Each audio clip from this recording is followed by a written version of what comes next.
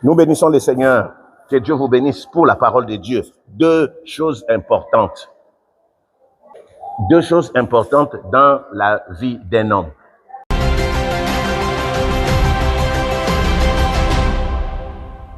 Certains me diront, la chose la plus importante, c'est l'argent, le mariage. D'autres me diront, ce sont les richesses, c'est le travail. C'est ce que nous allons voir. Cher Dieu, parle-nous au nom de Jésus-Christ. Amen. Il y a deux choses importantes. Il y a deux choix importants à faire dans la vie. Les gens pensent que le plus important dans la vie, c'est l'argent, le mariage, la santé, la paix, la joie, les études, les relations, les amis, le voyage, pour ne citer que cela. Mais la première chose importante dans la vie, les bons choix à faire, le premier choix à faire dans la vie, c'est avoir Jésus-Christ comme Seigneur et Sauveur.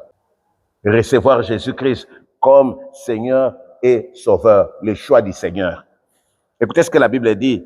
Car s'il est des êtres qui sont appelés Dieu, soit dans le ciel, soit sur la terre, comme il existe réellement plusieurs dieux. Il existe plusieurs dieux et plusieurs seigneurs. Néanmoins, pour nous, il n'y a qu'un seul Dieu, le Père, de qui viennent toutes choses, et pour qui nous sommes, et un seul Seigneur, Jésus-Christ, pour qui sont toutes choses, par qui nous sommes.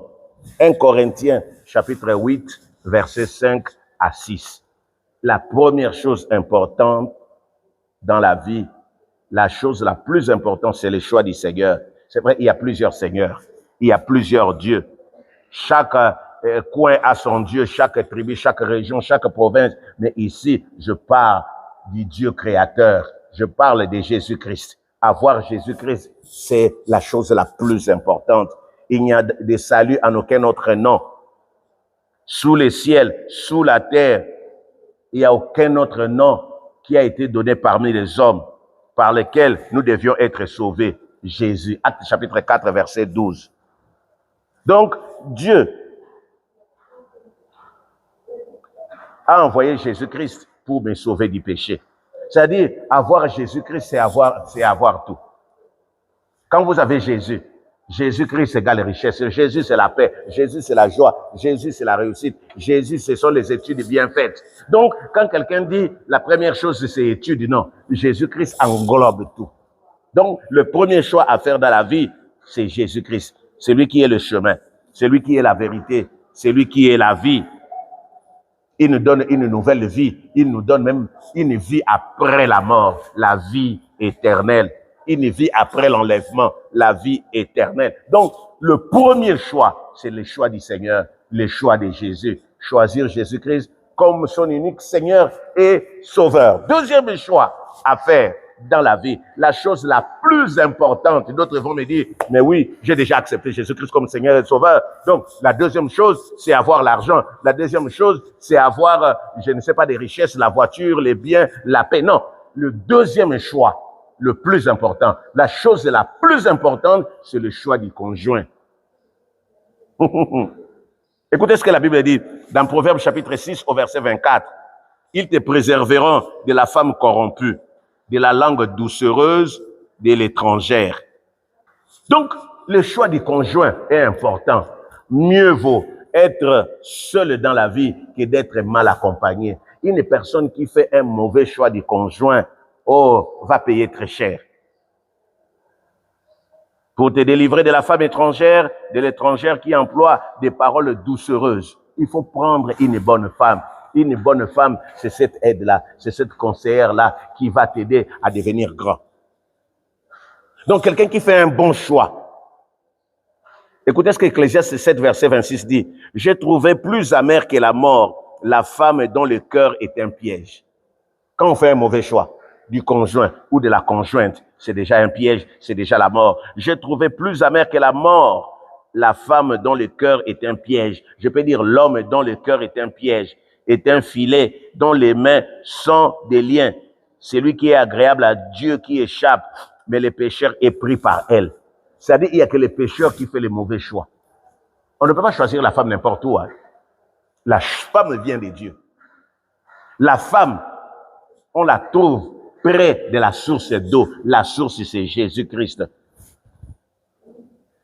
Nous échouons parce que nous faisons les mauvais choix.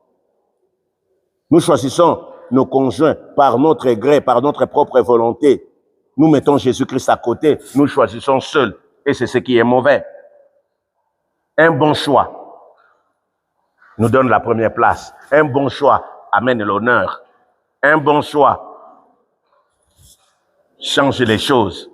Quand tu fais un bon choix, Jésus-Christ te glorifie. Mais quand tu fais un mauvais choix, quand tu trouves la femme qui vient de l'ennemi, la femme sorcière, la femme Satan comme Hérodias. Écoutez, Hérode lui-même avait fait arrêter Jean et l'avait fait lier en prison à cause d'Hérodias, femme de Philippe, son frère, parce qu'il avait épousé. Vous voyez? La femme Hérodias, une catégorie de femmes qui demandent sur le plateau la tête d'un serviteur de Dieu. Les mauvais choix.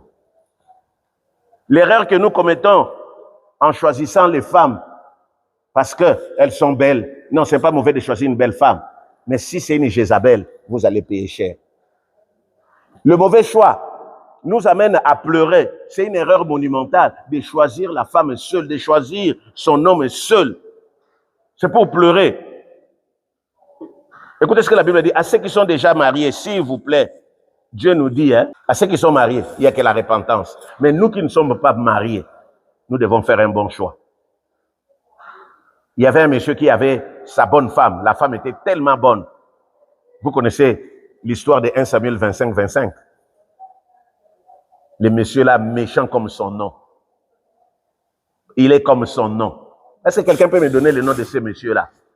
Nabal est comme son nom. Mais écoutez comment la femme a couvert les bêtises de cet homme. C'est ce genre de femme que nous devons avoir, Abigail. Quand il y a un bon conjoint, bien aimé, tu vas sourire. Même quand il n'y a pas à manger, c'est la joie. Mais tu es une mauvaise femme, c'est la carie dans les os.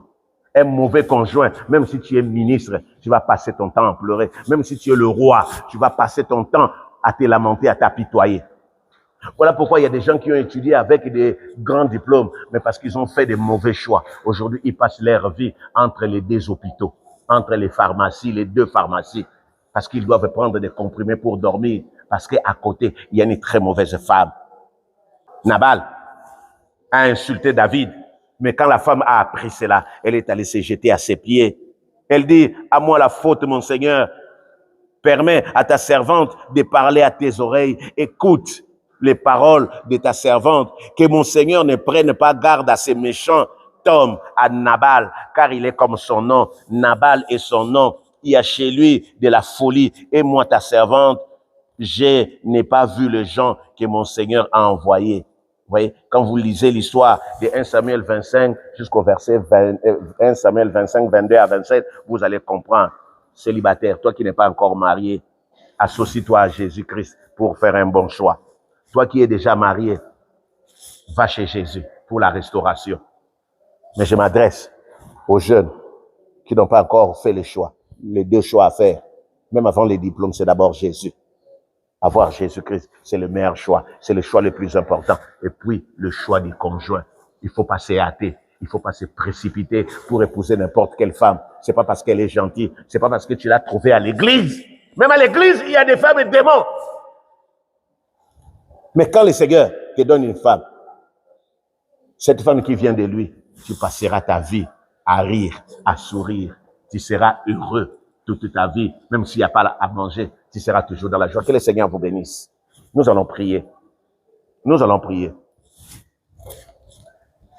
Nous allons prier. Tu vas prier après moi, Seigneur Jésus-Christ.